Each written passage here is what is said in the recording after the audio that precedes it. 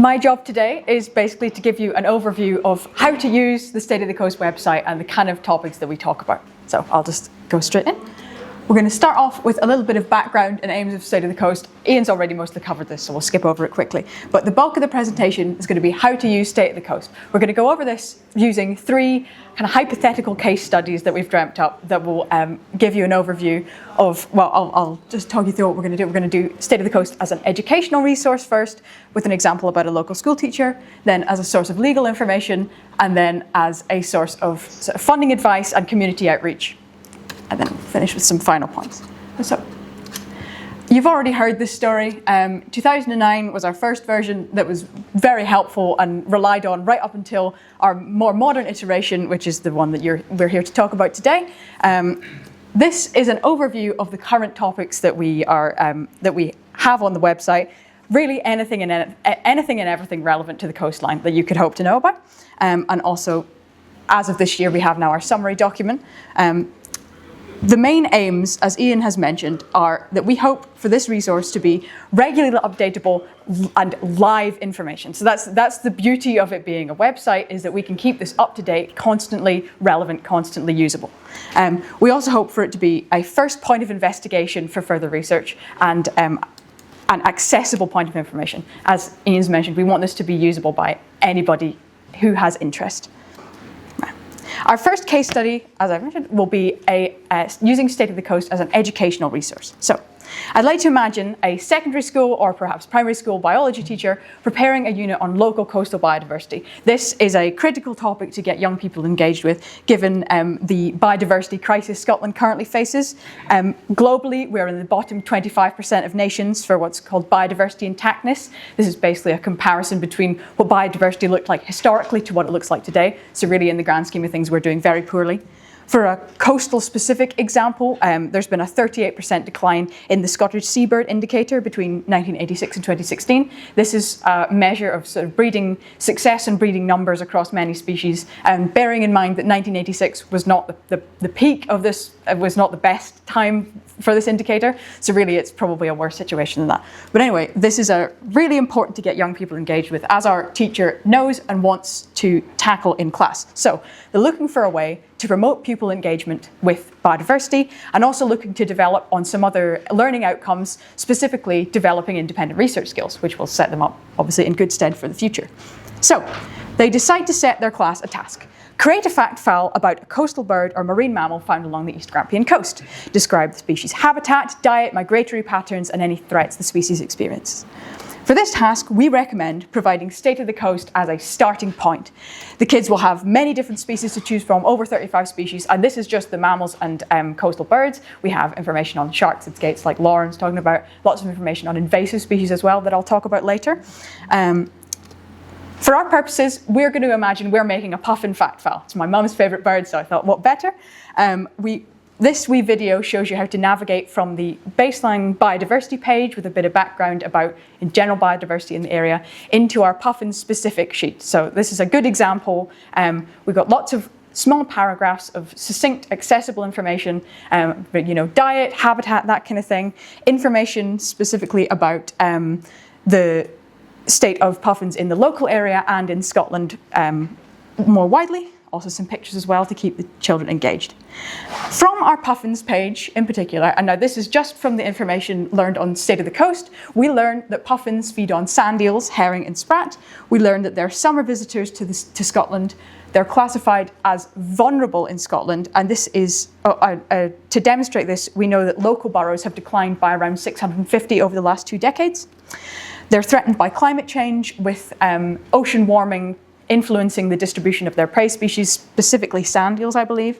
They're also threatened by developments to their coastal habitats, of course. Another key point of the information that we include in State of the Coast, especially in the biodiversity section, is where you can observe these species. So really hopeful that maybe some of the children would be encouraged to go out into nature and get involved, get engaged with spotting them. But anyway, so Another key point of every information sheet is that we include all of our sources in every single one. I think this is going to be incredibly important, allowing the kids to go and investigate, really look into more detailed sources. We link more academic sources, that sort of thing. This will really help develop like positive research skills. I know I'm a university student, so a lot of my peers are becoming sort of overly reliant on, AI research. And I think this method of, thoroughly exploring a source and then thoroughly exploring where they've taken their information from, just to know it's reliable and get a really thorough understanding, is such a beneficial thing to start at that young age. So I think this is a really positive way to start developing those skills. And beyond our linked sources, we also have a search functionality on the website. So say one of the kids wants to know, I mentioned that climate change is affecting puffins. They can go in, search more about climate change, maybe how it's affecting Scotland or why it's affecting Scotland. This search would bring up all of the information sheets we have about climate change in the local area, lots of general information and more specific information, just to foster that curiosity about these topics.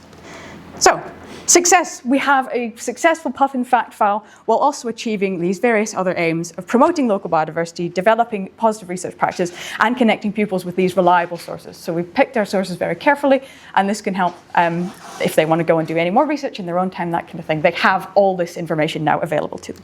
And thus we think that State of the Coast could make the ideal classroom resource. Ian's mentioned how many teachers have been after our summary documents. It's just full of such interesting and accessible information that would be absolutely perfect.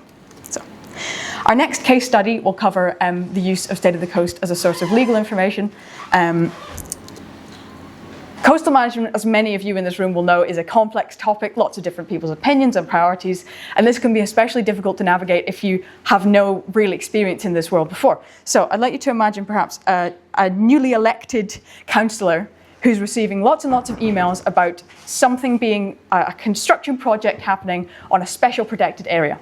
So we'll imagine for simplicity this is the Eithne estuary that this project is happening on, and the constituents are worried about the environmental degradation this development might cause. Our local councillor, however, has a number of questions before they can help their constituents with this problem. They don't know what an SPA is, they need to know that. They want to know what's important about the Eithne in particular. They'd like to know what legal protections are afforded to SPAs, and they also need to know who oversees managing them. So, State of the Coast can answer all of these questions. So again, a little video here shows you just a proposed workflow I think would work. Is just simply searching SPA into our search functionality, and it brings up all of these different sheets with relevant information. There's a sort of overview sheets about what a special protected area is, and there's information about the individual sites that we have in the local area. From our Special Protected Areas page, we learn that these are a designation for protecting bird species, particularly endangered species or unique populations. And then from our page on the Eithne estuary, we can learn some of the important features of this area are that it's one of the largest, but is the largest area of salt marsh in the East Grampian region, and supports 30% of the rare little tern population in Scotland, among many, many other important species as well. So clearly it's a very crucial site for biodiversity. But what about the legal protections? What do we know about that? So on our Special Protected Areas page, we can see that they are protected by the Conservations Regulation 1994. I didn't know what this was when I was writing this presentation. So what I did, what a researcher, the councillor could do, simply copy that phrase into our search bar, and it brings up a page from our legal section on the National Planning Framework for Scotland. And then a simple Control F into this document can bring up the exact specific section that we are looking for about special protected areas. From this point, we learn that special protected areas are regulated to prevent harm to important species such as our rare little tern population, for example. We learn that consent is required for these developments to go ahead, and that it's Nature Scot who oversees these sites, but local councils, such as the one we're in, have a legal duty to avoid harm to these sites. So now we have answered all of our questions that we need to know to help our constituents with this problem. We can contact the relevant bodies and get the answers we need to make sure that this project had the correct permissions to go ahead, so we can get back to our constituents and ease their concerns. Finally, we will discuss State of the Coast as a source of funding advice and as a method for community outreach. So, I'd like you to imagine a little community group is keen on tackling invasive species in their local area. Invasive species are an incredibly important concern in Scotland. They're a major threat to local biodiversity, both terrestrial and marine, and they're only going to become more prevalent as climate change. We're getting warmer in Scotland. A lot of invasive species are kind of moving north from England, where it's a bit warmer, and they're beginning to feel more at home here. So, a few priority invasive species for East Grampian region include this lot, but it's very much not just a terrestrial problem. Not one of the 11 Scottish marine regions are free of invasive species, so this is a problem for all along the coastline. So our community group looking to start up managing local invasive species in their local area, but there's a lot of preparation work that needs to be done before we can get this project off the ground, of which State of the Coast can help with basically all of it. First, you're going to need to do some preliminary research, of course. Which invasive species are present in your area? Which invasive species are feasible to be dealt with by a community group, for example? What kind of techniques do you use to deal with them? All that sort of thing. We have loads of information on State of the Coast about invasive species, and so they'd be able to pretty much answer all of these questions just with a quick scan over the website. Of course, another key aspect of this project is the community outreach. We feature a lot of information about existing organisations, existing projects ongoing in the local area, and this can really help to let people know that let people know what you're doing, let people know that you're there. If people are looking into this sort of thing, you can find you on the website and then be directed towards your own website. For example, the Scottish Invasive Species Initiative, we talk about a lot. They do this sort of work up and down this area. So a feature for a sort of just emerging organisation like this could be really helpful to get them off the ground. Accessing funding is, of course, another critical element of setting up a project like this. You're going to need something to get maybe some training or some kit, that sort of thing. But if you've never done this before, you've never looked into funding before, it can be very difficult to navigate, that sort of thing. We have an entire page dedicated to loads of different funding sources for projects like this that would be ideal. So we've absolutely streamlined this process and hopefully make it really easy for a group like this to find some sort of support. Equally, partnership with existing organisations can also help with projects like this, such as identifying if groups are already undertaking this kind of work in your local area, such as the Scottish Invasive Species Initiative that I've already mentioned. This could help the smaller project to get some guidance or get some sort of pooling of resources, pooling of volunteers, all that sort of thing, and would really help overall to make an even more successful project for both organisations. A final point I'd really like to sort of drill down is that if you have any ideas of projects like this, it doesn't have to be invasive species related, though we are doing our own stuff on this, anything like this, get in touch to us. We would love to help out. We'd love to see what we could do for you, see how we could collaborate on that sort of thing. So just to overview what we've talked about, we are really hoping that State of the Coast can provide an accessible and updatable live source of information for anyone interested in basically anything related to the East Grampian coastline. This could be from decision makers making highest level marine spatial planning, to smaller groups looking to be involved in their own coastal management, down to the individual just looking to become more engaged in coastal issues.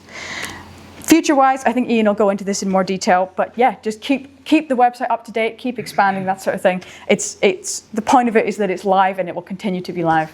So really excited to keep going and see where we can go from here.